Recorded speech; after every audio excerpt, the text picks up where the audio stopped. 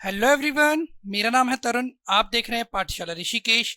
आज है Saturday, practice set का दिन और आज हम करेंगे प्रैक्टिस सेट 22। ये प्रैक्टिस सेट आपको हमारे टेलीग्राम ग्रुप पाठशाला ऋषिकेश ग्रुप सी और पाठशाला ऋषिकेश में मिल जाएगा। हर सैटरडे को ये प्रैक्टिस सेट आपको फ्री दिया जाता है और यहाँ पर इसकी आंसर की बताई जाती है।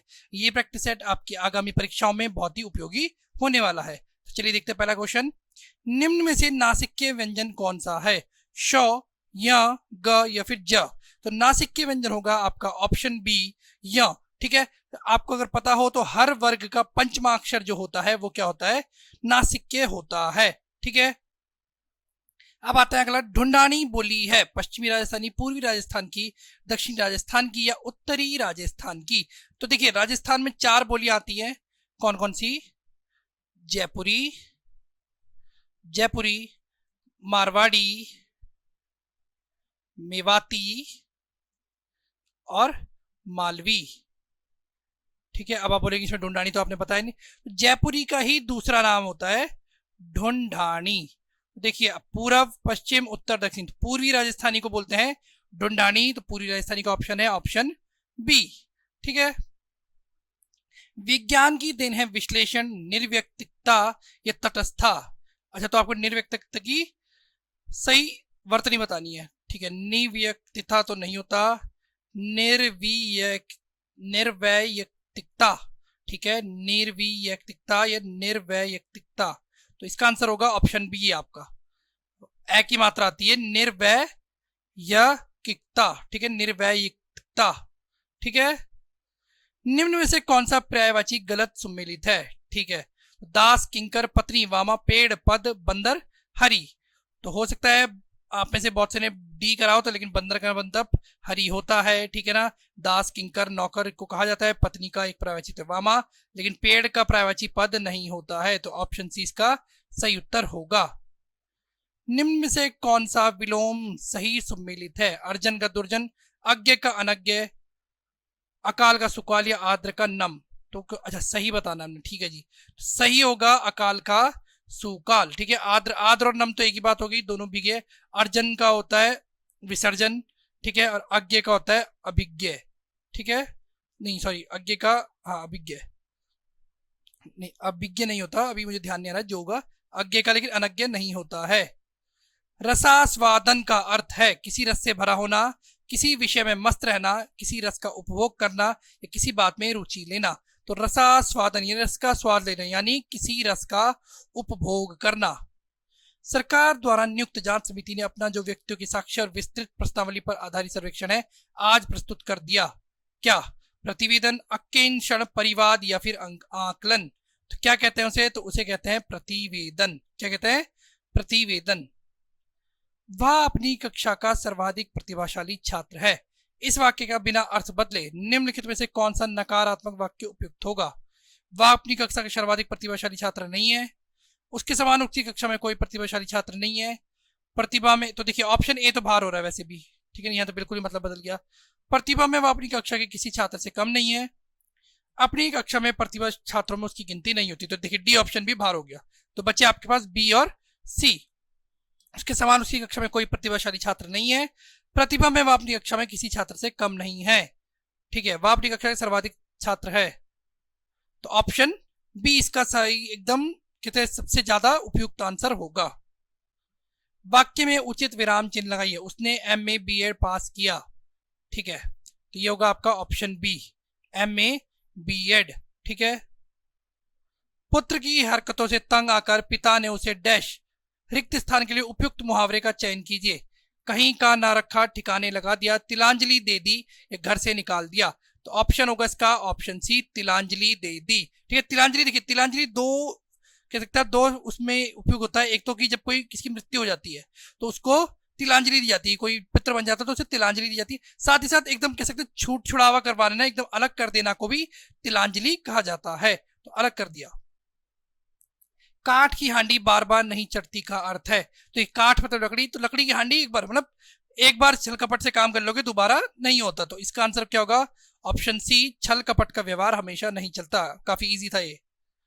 मेरी कविता हर उस इंसान का बयान है जो बंदूक को एक बंदूकों के गोदाम से अनाज की ख्वाहिश रखता है, मेरी कविता हर उस आंख की दरख्वास्त है जिसमें आंसू है। उपरोक्त दी गई पंक्तियां किस लेखक की हैं? सुमित्रा नंदन पंत, मंगलेश डबराल, राजेश जोशी या लीलाधर जगूड़ी? तो ये है आपकी ऑप्शन डी, लीलाधर जगूड़ी की एक कविता है जिसका नाम है घबराए हुए शब्द। घबराए हुए शब्द, ठीक है, घबराए हुए शब्द, उसकी ये पंक्तियां हैं, ध्यान रखेंगे।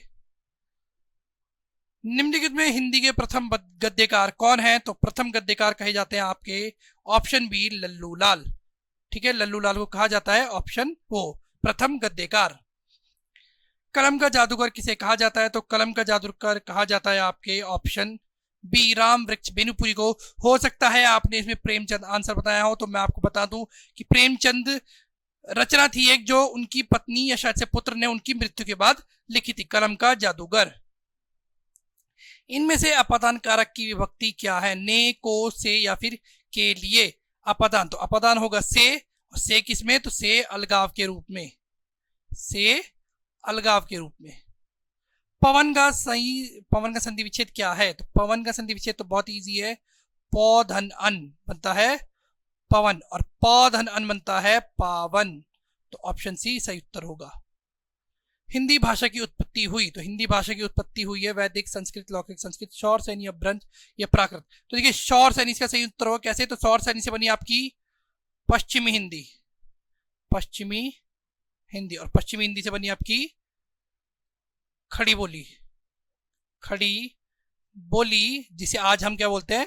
मानक हिंदी। प्रेमचंद के सेवा सदन उपन्यास का उर्दू शीर्षक है? तो सेवा सदन का उर्दू शीर्षक है ऑप्शन ए आपका बाजार ए हुस्न। खड़ी बोली हिंदी का अन्य सही नाम है? तो खड़ी बोली गई तो सबको ही पता है क्या है, कौरवी, ठीक है। हरियाणवी का अगर दूसरा नाम बोलते हैं तो क्या होती है? बांगरू, क्या होती है? बांगरू। जो क्रिया अभी हो रही है उसे कहते हैं क्या? उसे कहते हैं आपकी ऑप्शन बी सामान्य क्रिया। अब उत्तराखंड क्वेश्चन, ज्वार प्रथा किससे संबंधित है? विधवा के पुनर्विवाह से, बुग्याल में पशुचारण से, वन ना काटने से, महिलाओं के संपत्ति अधिकार से?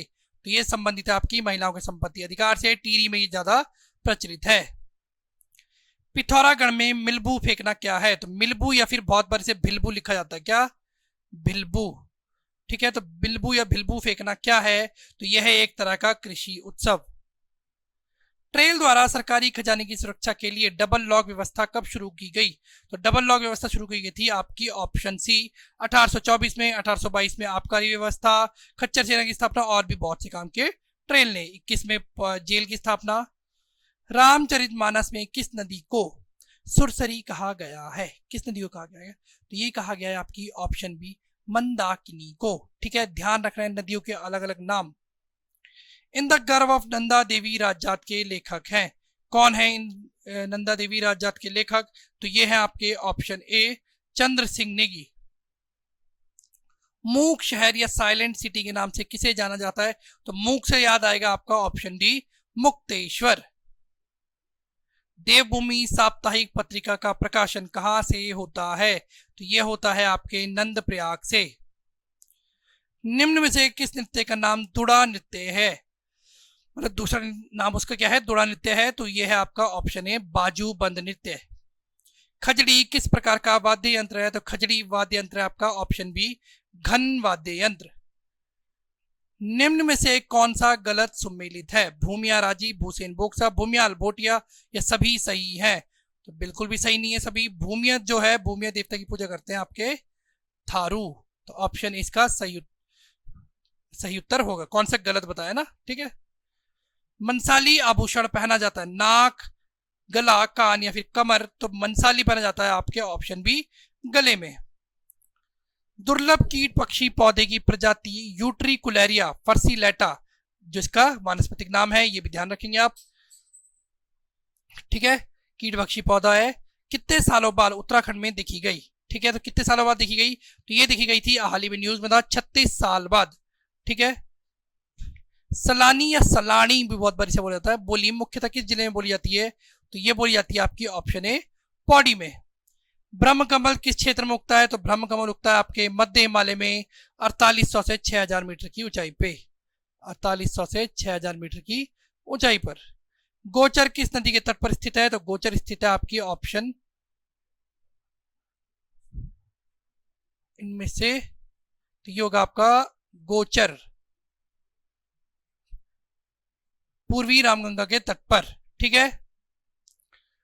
भुरमुनी जलप्रपात स्थित है बागेश्वर, चक्राता, पिथौरागढ़ या फिर चमोली? तो भुरमुनी जलप्रपात है आपका ऑप्शन सी पिथौरागढ़ में।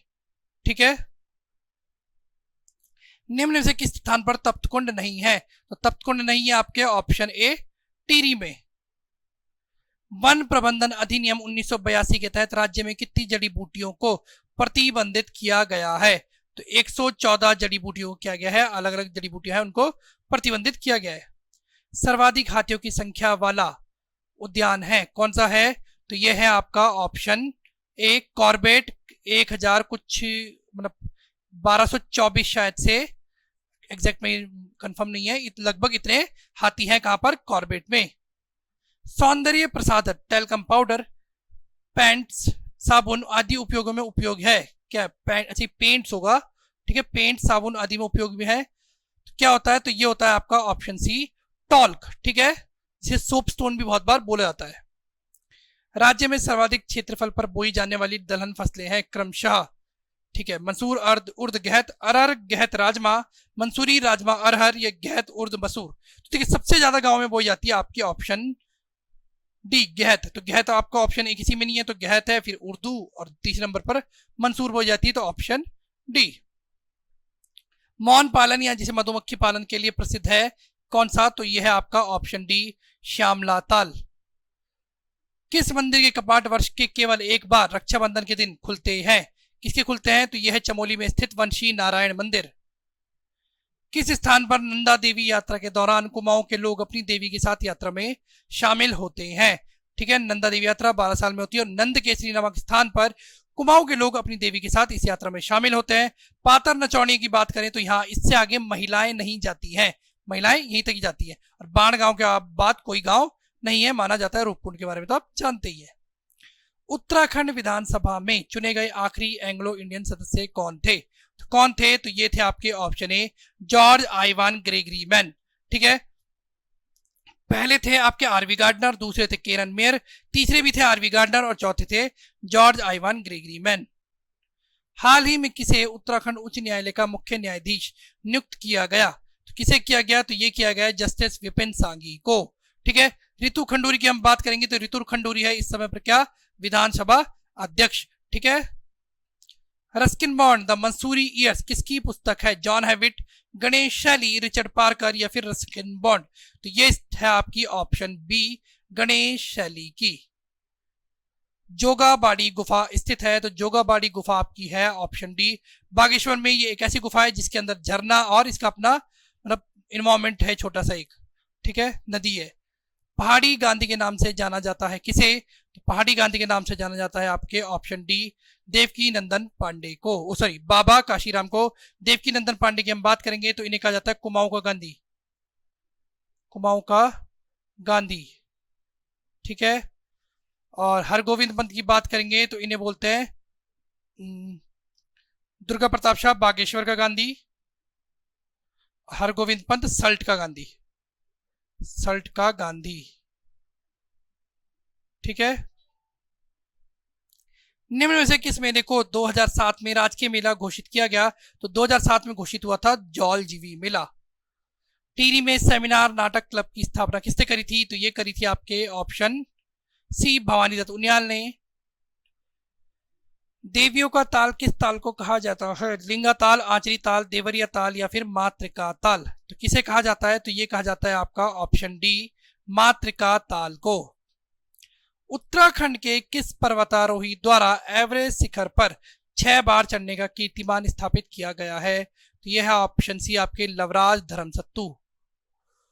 पंचाचूली शिखर की ऊंचाई कितनी है? तो ऊंचाई है पंचाचूली की 6904। ठीक है, 7817 किसकी है? यहाँ मुझे कमेंट बॉक्स में बताएंगे। 7120 है त्रिशूल की। ठीक है, उत्तराखंड उच्च न्यायालय के प्रथम रजिस्ट्रार कौन थे? तो ये थे आपके option B GCM Rawat. Important question है, बहुत बार पूछा जाता है। राज्य की सभी तहसीलों को किस नेटवर्क के माध्यम से जोड़ा गया है?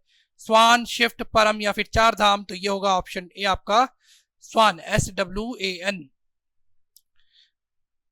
दालियों का दगड़िया संगठन से कौन संबंधित है? चंडी प्रसाद भट्ट, जीबी पंत, आचार्य चक्रधर जोशी या सुंदर लाल बहुगुणा? तो ये होंगे आपके ऑप्शन ए चंडी प्रसाद भट्ट। आप मुझे बताएंगे कि कमेंट बॉक्स में कब इसकी स्थापना की गई थी चंडी प्रसाद भट्ट द्वारा। राज्य के कितने उत्पादों को अब तक जीआई टैग मिल चुका है? तो ये मिल चुका है आपके ऑप्शन ए 8 को, ठीक है ना। 7 को अभी कुछ समय पहले ही मिला है। वहीं एक तेज पत्ता, कौन सा? तेज पत्ता को सबसे पहले दिया गया था। भारत के पहले घास संरक्षण केंद्र को किस स्थान पर स्थापित किया गया है? तो यह स्थापित किया गया ऑप्शन ए रानीखेत में। पीएम नरेंद्र मोदी ने केदारनाथ में आदि गुरु शंकराचार्य की एक लंबी काले पत्थर की मूर्ति का अनावरण किया। इसकी ऊंचाई क्या है? तो इसकी ऊंचाई है ऑप्शन डी आपकी 12 फीट। ये थे उत्तराखंड और हिंदी से संबंधित क्वेश्चन। आगे क्वेश्चन आपको जीएसएल से बताएंगे। धन्यवाद। हेलो एवरीवन, स्वागत है आपका पाठशाला ऋषिकेश के यूट्यूब चैनल पर। हम जो उत्तराखंड प्रैक्टिस सेट है उत्तराखंड पुलिस के लिए, यूकेपीएससी, पटवारी, फॉरेस्ट गार्ड, पुलिस कांस्टेबल और एसआई के लिए, वो प्रैक्टिस सेट है 22। इसके जीएस के क्वेश्चन हम डिस्कस करेंगे। जीएस के क्वेश्चन डिस्कस करेंगे यानी कि क्वेश्चन नंबर 61 से। उम्मीद है आपने ये प्रैक्टिस सेट जो फ्री प्रैक्टिस सेट है पाठशाला ऋषिकेश ग्रुप सी के नाम से जो टेलीग्राम चैनल है उससे डाउनलोड कर लिया होगा। तो हम, अगर आप उत्तराखंड की तैयारी कर रहे हैं तो ऋषिकेश पाठशाला ऋषिकेश कोचिंग इंस्टीट्यूट में आपका स्वागत है। आप हमारे ऑफलाइन बैचेस ज्वाइन कर सकते हैं। हम पहले क्वेश्चन के साथ स्टार्ट करते हैं। पहला क्वेश्चन है, भारतीय संविधान में राज्य के नीति निर्देशक सिद्धांतों का विचार लिया गया है। यह विचार कहां से लिया गया है, यह आपसे सवाल पूछा गया है। भारतीय संविधान को बनाते समय संविधान निर्माताओं ने कई देशों विदेशों से कई सारे संविधान के सोर्स लिए, उसको भारत के रूप में ढाला और संविधान में जोड़ा गया। इसी में से राज्य के नीति निर्देशक सिद्धांत हैं। अगर हम बात करें तो ये भाग 4 में है, ये भाग 4 में है और ये लिए गए हैं आयरलैंड से। उम्मीद है आपको ये बात समझ आई होगी। तो ये आयरलैंड से लिए गए हैं राज्य के नीति निर्देशक सिद्धांत। अगर मैं बात करूं आर्टिकल 36 से 51 तक, ठीक है। आगे आओ। संविधान सभा ने डॉक्टर BR अंबेडकर की अध्यक्षता में प्रारूप समिति का गठन कब किया? संविधान सभा ने डॉक्टर BR अंबेडकर की अध्यक्षता में प्रारूप समिति का, उम्मीद है आपको ये बात समझ आएगी। क्वेश्चन क्या कह रहा है? ड्राफ्टिंग कमेटी, इसमें कुल मिलाकर 7 लोग थे, अंबेडकर साहब के अलावा बाकी 6 लोग थे, ठीक है। तो ये समिति कब बनी थी? 29 अगस्त 1947 को ये स्टैब्लिश की गई थी। अगर बात 13 दिसंबर की करूं तो ध्यान देना, 13 दिसंबर 1947 को क्या, 13 दिसंबर 1946 को क्या हुआ था? संविधान सभा में उद्देश्य प्रस्ताव, संविधान सभा में उद्देश्य प्रस्ताव रखा गया था। इतनी बात आई आपको समझ में? बस यही इसका आंसर है। आगे चलो। भारत के संविधान में उद्देशिका, अभी मैं उद्देश्य प्रस्ताव की बात कर रहा था, ये वही उद्देशिका है। इसे कहा जाता है प्रियम्बल का विचार लिया गया। कहां से लिया गया ये पूछा गया है। तो देखो, यूएसए के संविधान से हमने प्रियम्बल या संविधान की उद्देशिका ली है, मतलब वहां से विचार हमने ग्रहण किया है। हालांकि हमने उद्देशिका की, प्रियम्बल की जो भाषा है वो भाषा जो है हमने ली है ऑस्ट्रेलिया से। उम्मीद करता हूं आपको ये समझ आएगा। आगे चलो। संविधान के किस अनुच्छेद में कानून का समान संरक्षण प्रावधानित है? संविधान के किस अनुच्छेद में कानून का समान संरक्षण प्रावधानित है? ध्यान देना, कानून के समान संरक्षण की बात है तो आर्टिकल 14। आपके जो मूल अधिकार हैं साथियों, आपके जो मूल अधिकार हैं, मूल अधिकार भाग 3 में है। किसमें है? भाग 3 में, भाग 3 में है फंडामेंटल राइट्स। और आर्टिकल की बात करें तो आर्टिकल 12 से 35। इसमें जो आर्टिकल 14 है यही आपको बताता है कि आपको समानता का अधिकार है और कानून के अंतर्गत कानून का समान संरक्षण, समान विधियों का संरक्षण ये लागू करने की बात कहता है। आ रही है बात समझ में? आर्टिकल 12 में क्या है? तो आर्टिकल 12 में राज्य शब्द की परिभाषा है। आर्टिकल 13 में क्या गया है? कहा गया है कि अगर जो भी कानून बने, है ना, अगर वो कानून आपके फंडामेंटल राइट्स, मौलिक अधिकारों को कम या न्यून करता हो तो वह विधि व लॉ खुद ही समाप्त हो जाएगा। आर्टिकल 15 में क्या है, तो बोला गया धर्म हो, माफ कीजिएगा, धर्म हो, धर्म, जाति, लिंग, जन्म स्थान के आधार पर, धर्म, जाति, लिंग, रंग, धर्म, जाति, लिंग, जन्म स्थान के आधार पर भेदभाव नहीं होगा, भेदभाव नहीं किया जाएगा, ये कहा गया है ना, भेदभाव नहीं करना है। और उम्मीद है आपको ये समझ आ रहा होगा, भेदभाव नहीं करेंगे, है ना, नहीं करना, ये बात की गई है नागरिकों के मामले में। तो आपको ये भी समझ आ गया होगा। आगे चलते हैं, आर्टिकल 65 देखिए, भारत के राष्ट्रपति को कार्य अवधि की समाप्ति से पूर्व भी पद से हटाया जा सकता है। अगर मान लीजिए कि उसका जो कार्य अवधि है उसके बीच में भी उससे हटाया जा सकता है, उस विधि को, उस प्रोसेस को क्या कहते हैं, तो देखना, जब भी कोई राजनीतिक दल चाहे हटा सकता है, ऐसा तो बिल्कुल भी नहीं है, प्रधानमंत्री द्वारा, महाभियोग द्वारा या न्यायालय द्वारा। तो भारत का जो राष्ट्रपति है वो हमारे गणतंत्र का प्रमुख है, हमारे देश का प्रमुख है, उसको जिस प्रोसेस से हटाया जाता है वो आर्टिकल 61 में, आर्टिकल 61 में महाभियोग द्वारा हटाई जाती है। ठीक है, यदि मृत्यु, त्याग पत्र अथवा हटाए जाने की स्थिति में भारत के राष्ट्रपति का पद रिक्त हो जाए तो उस पद का कार्यभार कौन संभालेगा, तो उस पद का कार्यभार कौन संभालेगा, ये पूछा गया है। ध्यान से समझना, इसका आंसर है प्रधानमंत्री, सुप्रीम कोर्ट का न्यायाधीश, उपराष्ट्रपति या उपरोक्त में से कोई नहीं। आप सोचेंगे कि इसके दोनों आंसर हो सकते हैं, तो ध्यान देना, इसका आंसर जो हो जाएगा वो हो जाएगा उपराष्ट्रपति मेरे भाई। ऐसा क्यों, देखो, अगर पहला काम, अगर कोई मृत्यु हो जाए राष्ट्रपति की, त्यागपत्र दे दे या उसे महाभियोग से हटा दिया जाए, तो उसके बदले काम करने के लिए एक व्यक्ति की पहले से ही निर्वाचन किया गया होता है, वो होता है उपराष्ट्रपति। लेकिन 1969 में एक ऐसी स्थिति उत्पन्न हो गई थी जब ना तो राष्ट्रपति गद्दी पे थे ना उपराष्ट्रपति गद्दी पे थे। ऐसी स्थिति में 1969 का राष्ट्रपति उपराष्ट्रपति उत्तराधिकार अधिनियम बनाया गया और उसके आधार पर कहा गया कि अगर राष्ट्रपति ना हो, उपराष्ट्रपति भी ना हो, तो सुप्रीम कोर्ट का मुख्य न्यायाधीश जो होगा वो देश के राष्ट्रपति का काम करेगा। आगे आ जाओ, अगला क्वेश्चन है, सार्वजनिक लेखा समिति यानी कि पब्लिक अकाउंट कमेटी अपनी आख्या प्रस्तुत करती है। सार्वजनिक लेखा समिति अपनी आख्या प्रस्तुत करती है, ये बात आपको ध्यान देनी है। तो देखो, वो अपनी जो आख्या है वो किसे प्रस्तुत करती है, public account committee. Public account committee के बारे में जानोगे तो देखो, जो इसके सदस्य होते हैं, जो इसके सदस्य या जो मेंबर होते हैं वो होते हैं 22। कितने मेंबर होते हैं, 22 मेंबर होते हैं। 15 होते हैं लोकसभा से और बाकी जो 7 होते हैं वो होते हैं राज्यसभा से। उम्मीद है इतना समझ आया होगा। तो इसका आंसर हो जाएगा संसद। क्या आंसर हो जाएगा इसका, हो जाएगा संसद मेरे भाई। ठीक है, संसद को देती है रिपोर्ट। आगे देखो, अगला क्वेश्चन पढ़ो, भारत के विभिन्न राजनीतिक दलों को राष्ट्रीय क्षेत्रीय दल का दर्जा देने का अधिकार किसको है। मतलब अगर भारत के राजनीतिक दल हैं जो राष्ट्रीय दल हैं या क्षेत्रीय दल हैं, तो अभी वर्तमान समय में 8 राष्ट्रीय दल हैं, 8 राष्ट्रीय दल हैं, ये आप याद रखोगे। तो उसको राष्ट्रीय दल का दर्जा आखिर देता कौन है, देता कौन है, तो देखो उसको देता है राष्ट्रपति। कौन देता है, राष्ट्रपति देता है। ठीक है, आगे, ओ माय गॉड, ये तो गलती हो गई। वापिस जाते हैं, जरा दोबारा देखो, समझो क्वेश्चन को प्यार से, भावनाओं में हम बह गए, दोबारा समझो, इसको गलत कर लो। ठीक है, दोबारा समझो, अभी ब्लंडर हो जाता। चुनाव आयोग देता है, चुनाव आयोग, राष्ट्रपति के क्वेश्चन थे ना 2, तो ऐसे रिपीट कर गए हम। दोबारा से समझो, भारत के विभिन्न राजनीतिक दलों को राष्ट्रीय क्षेत्रीय दल का दर्जा देने का अधिकार किसको है, तो मेरे भाई ध्यान से समझना इस क्वेश्चन को। ठीक है, ये बहुत ही फेवरेट क्वेश्चन है, इसको अगर समझेंगे तो इसको ऐसे समझो कि इसका जो आंसर हो जाएगा वो हो जाएगा चुनाव आयोग। क्या हो जाएगा, चुनाव आयोग हो जाएगा। लिख लो, नोट कर लो, हमसे गलती आज हो जाती और ऐसे में समस्या आती। समझो, ऐसी गलती नहीं होनी चाहिए, याद रखेंगे। देखो, गर्मी बहुत है।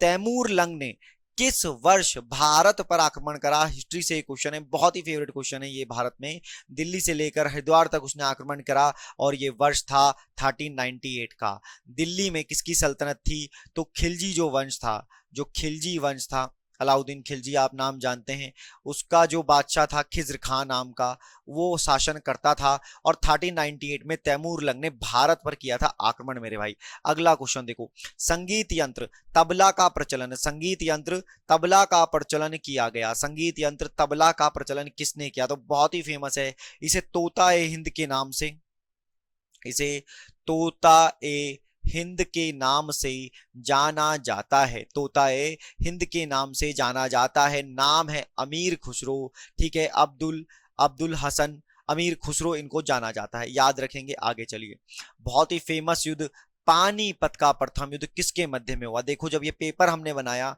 तो हमारे ध्यान में था कि पहले कांस्टेबल के जो छात्र हैं, कांस्टेबल के जो बच्चे हैं, उनको ये मौका मिले। मेरे प्यारे साथियों, आराम से मेरी बात को समझना। पानीपत का प्रथम युद्ध, पानीपत का प्रथम युद्ध किसके मध्य में हुआ था? तो प्रथम युद्ध की बात याद रखो, 1526 ईस्वी की ये बात है। और बाबर का नाम तुम्हें याद आएगा तो बाबर और इब्राहिम लोदी, और इसी युद्ध ने भारत पर मुगल सल्तनत के दरवाजे खोल दिए थे। पानीपत का युद्ध, अगर पानीपत का युद्ध तुम्हें याद है तो क्या तुम्हें 27 का, 28 का, 29 का और 30 का युद्ध याद है? बच्चा बच्चा ये जानता है कि पानी पिया, पानी पिया, खाना खाया, इसका मतलब खानवा का युद्ध, ठीक है। पानी पिया, खाना खाया, खानवा का युद्ध, चांद देखा, घर गया और फिर उसके बाद मर गया। ये बात सबको याद होनी चाहिए। आगे चलो, दीन इलाही का प्रचार, दीन इलाही का प्रचार किस शासक ने किया था? तो दीन इलाही धर्म 1582 ईस्वी में, 1582 ईस्वी की ये बात है। दिल्ली में मुगल सल्तनत काबिज हुआ करती थी और शासक था अकबर। कौन था? अकबर मेरे भाई। दीन इलाही धर्म इसने किया है। 9 रत्न या नवरत्न इसके दरबार में रहते थे, ठीक है। इसी ने मनसबदारी प्रथा, इसी ने मनसबदारी प्रथा को प्रारंभ किया था। तो इसी के टाइम में आईने अकबरी, आईने अकबरी किसने लिखी थी? आईने अकबरी, आईने अकबरी लिखी थी अबुल फजल ने, अबुल फजल ने लिखी थी। तो उम्मीद करता हूं यहां तक की बात अगर तुम्हें समझ आई होगी और याद आ रहा होगा, याद रहेगा। आ जाओ, अंतिम अगर मजबूत बादशाह देखें तो औरंगजेब की बात करेंगे। आगे आ जाओ। मुगल काल में दरबारी भाषा थी। मुगल काल से दूसरा और फेवरेट सवाल तो ये थी, फारसी थी, ये याद रखेंगे। आगे समझिए, कलकत्ता किसने बसाया था? कलकत्ता किसने बसाया था? ऐसे 4 शहर इंपॉर्टेंट आपको याद रखने, चाहे वो बंबई हो मेरे भाई, बंबई हो मेरे भाई, मद्रास हो मेरे भाई और कलकत्ता हो। तो देखो, जो जॉब चारनाक हैं, जॉब चारनाक जो हैं, उन्होंने कलकत्ता बसाया था, याद रहेगा। आगे देखो, निम्न में से किसने अपनी राजधानी मुर्शिदाबाद से मुंगेर हस्तांतरित की थी? मुर्शिदाबाद से मुंगेर, देखो ये मामला है बांग्लादेश, जो आज बांग्लादेश है उस समय के हिसाब से बंगाल का मामला है। कहां का मामला है? बंगाल। तो चाहे वो ढाका से, ध्यान से समझना, ढाका से आई मुर्शिदाबाद और उसके बाद मुर्शिदाबाद और मुर्शिदाबाद से गई मुंगेर। तो मुंगेर कौन लेकर के गया? ये क्वेश्चन है, ये है मीर कासिम। अगर पूछा जाए ढाका से मुर्शिदाबाद तो इसका आंसर है मुर्शीद कुली खां। इसका आंसर क्या हो जाएगा? मुर्शीद कुली खां। उम्मीद है इतना आपको समझ आ रहा होगा, बहुत ही आसान तरीके से। और उत्तराखंड कांस्टेबल, उत्तराखंड पुलिस के लिए पेपर को बनाया गया है। पाठशालाओं को फॉलो करो, आपकी प्रैक्टिस में 4 चांद लगा देंगे। 1878 का वर्नाक्यूलर प्रेस एक्ट किसने रद्द किया था? 1878 का वर्नाक्यूलर प्रेस एक्ट किसने रद्द किया था? ये क्वेश्चन है। अंग्रेजों के जमाने में ऐसे कई सारे एक्ट लाए जाते थे, तो लॉर्ड लिटन ने इस एक्ट को, माफ करना, लॉर्ड लिटन ने इस एक्ट को चालू किया था, लागू किया था मेरे भाई, ठीक है। और किसने रद्द किया था पूछा है तो लॉर्ड रिपन हो जाएगा सही आंसर। लॉर्ड रिपन है इसका सही आंसर। इसने इसको रद्द किया था, लागू किया था लॉर्ड लिटन ने, ठीक है। उम्मीद है याद आएगा आपको। आगे चलिए, किस वर्ष स्वामी विवेकानंद ने विश्व धर्म संसद में भाग लिया? विश्व धर्म संसद में भाग लिया किसने? स्वामी विवेकानंद ने। तो 1893 और यूएसए का मामला, और यूएसए में शिकागो मेरे भाई, यूएसए में शिकागो, ठीक है। अब बात करें तो इन्होंने वेलूर मठ, पहले वेलूर मठ की स्थापना करी 1887 में, और 1897 में रामहंस है ना, या यूं कहें कि परमहंस है ना, इन्होंने रामकृष्ण परमहंस के नाम पर रामकृष्ण मिशन की भी स्थापना की। उम्मीद है ये बातें आपको 4 अच्छी लगी होंगी। आगे चलते हैं, अगला क्वेश्चन देखो। भारतीय राष्ट्रीय कांग्रेस के द्वितीय मुस्लिम अध्यक्ष कौन थे? अबुल कलाम आजाद, जाकिर हुसैन, रहीमतुल्लाह मोहम्मद सैनी, बदरुद्दीन तैयब जी। तो देखो, जिन्होंने बदरुद्दीन तैयब जी समझा तो भैया ये तो पहले मुस्लिम थे, मुस्लिम थे मेरे भाई।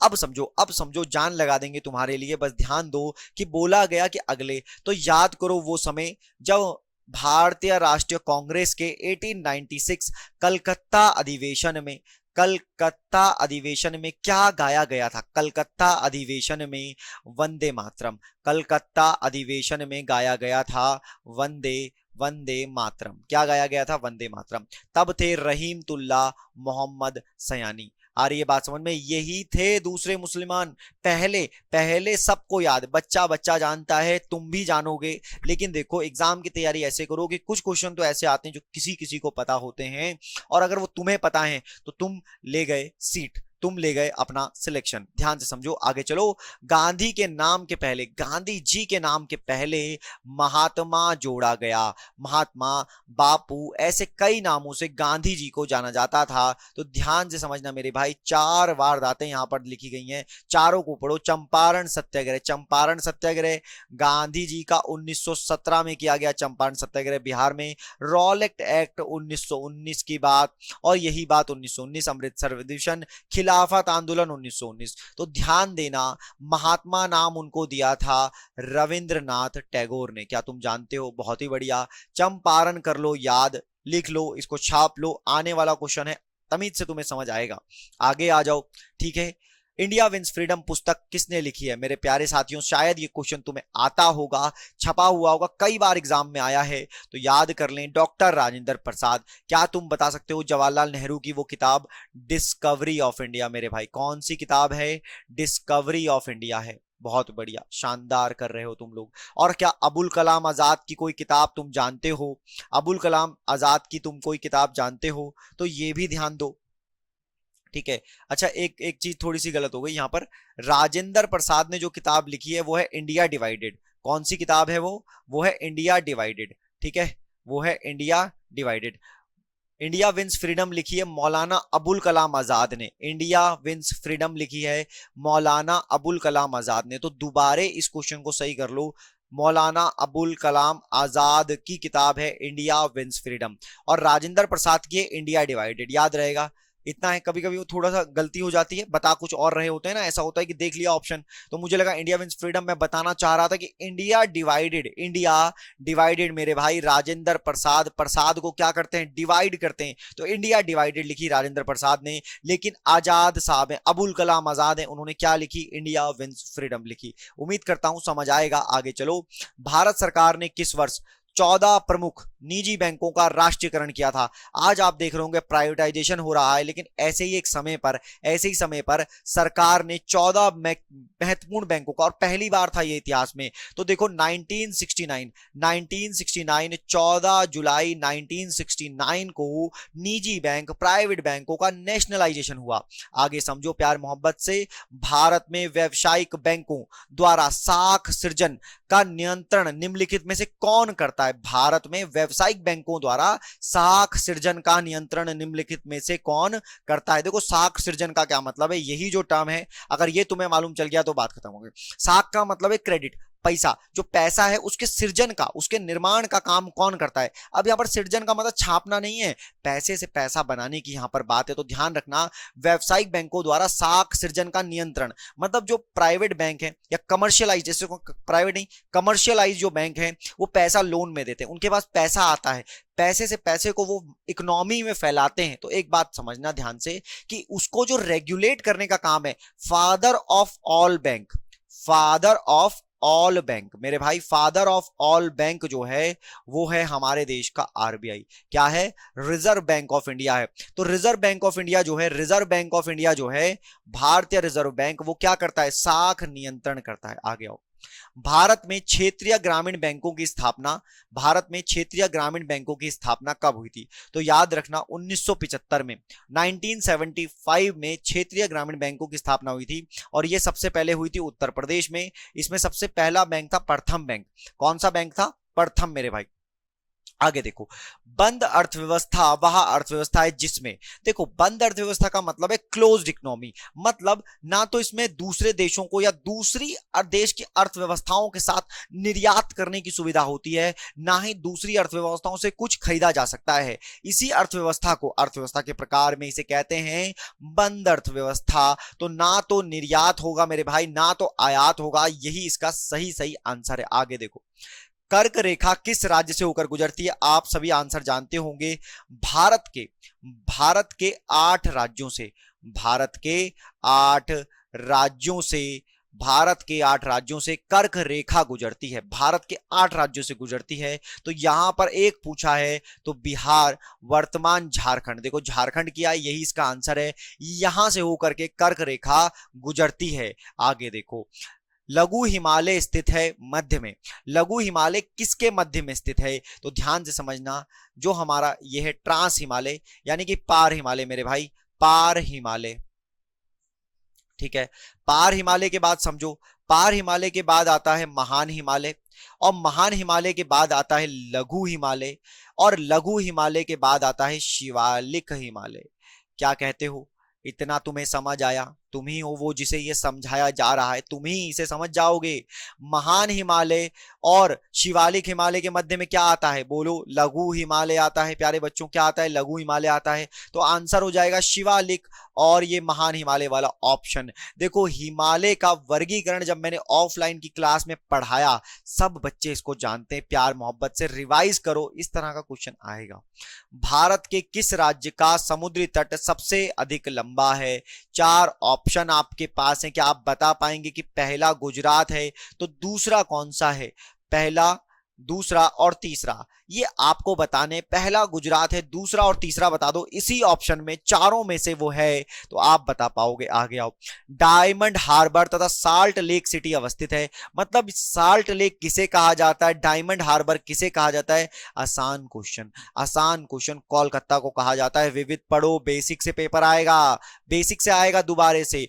मोना लोआ एक सक्रिय ज्वालामुखी है, कौन? मोना लोआ एक सक्रिय ज्वालामुखी, कहां पर है? तो ज्वालामुखी पढ़ाते समय आपने कॉन्सेप्ट पढ़ा होगा और कहां कहां ज्वालामुखी है वो भी मैंने पढ़ाया, नहीं पढ़ा तो प्यारे बच्चों लूसेंट बाबा में ये सब लिखे हैं, फिर से पढ़ो, तुम्हें याद होगा, तुम्हें याद होगा और तुम्हारा काम वहीं से हो जाएगा। तो देखो जो हवाई आइलैंड है मेरे भाई, हवाई आइलैंड है, वहां पर है मोना लोआ एक सक्रिय ज्वालामुखी। आगे देखो कुछ रीजनिंग के सवाल है, इनमें एक सवाल गलत हो गया है गलती से, उसे हम सुधार लेंगे।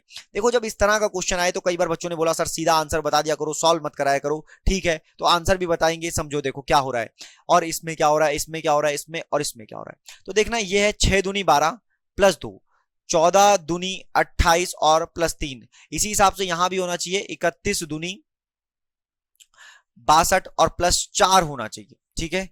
और उसके बाद अगर देखें तो क्रम यही चलता रहेगा मेरे हिसाब से, है ना। तो ये जो 64 है मेरे भाई ये हो गया है गड़बड़, ये है इसका गलत। उम्मीद करता हूं आपको समझ आएगा। आगे चलो, ये वाला जो क्वेश्चन है, यदि इसको देखो प्यार से पढ़ोगे समझ आएगा। तो जिसको जो कहा गया है वही इसमें पूछा है, क्वेश्चन में पूछा है, तो उस भाषा के अनुसार बच्चा किस चीज से लिखेगा। लिखने के लिए क्या होता है? पेंसिल। समझो यदि किसी भाषा में रबर को बॉक्स कह दो, रबर को बॉक्स, तो मिटाएगा किससे? बॉक्स से। बॉक्स को कह रहा है पेंसिल, बॉक्स को पेंसिल कह रहा है, तो पेंसिल को क्या कह रहा है? पेंसिल को कह रहा है शॉर्पनर। यही तुम्हारा आंसर खत्म हो गया। पेंसिल से लिखते हैं तो अब पेंसिल को तो क्या बोल दिया? शॉर्पनर। तो किससे लिखोगे बाबू? लिखोगे पेंसिल से लिखोगे। किससे लिखोगे? पेंसिल से लिखोगे। आगे आओ, ये जो क्वेश्चन है 92, ये हम मान रहे हैं कि टाइप करते समय ये पीडीएफ में भी गलत किया है, तो हम इस क्वेश्चन को इस अवलोकन से, या हम यूं कहें कि हम भैया इस पेपर से इस क्वेश्चन को बाहर कर देने क्षमा चाहेंगे, माफी चाहेंगे।